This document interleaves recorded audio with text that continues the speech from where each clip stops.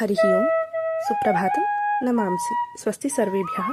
26-द्विसहस्रतमे अब्दे मार्च् मासस्य 13 दिनाङ्कः कलियुगाब्दः सप्तविंशत्युत्तर-1शताधिक-5सहस्रं श्रीविश्वावसु नाम संवत्सरः उत्तरायणं शिशिरऋतुः फाल्गुनः मासः सौरमानरीत्या कुम्भमासस्य 29 दिनं कृष्णपक्षः तिथिः नवमी वासरः भृगुवासरः नक्षत्रं पूर्वाषाढ योगः व्यतीपातः करणं गरजः तदुपरि वणिक्।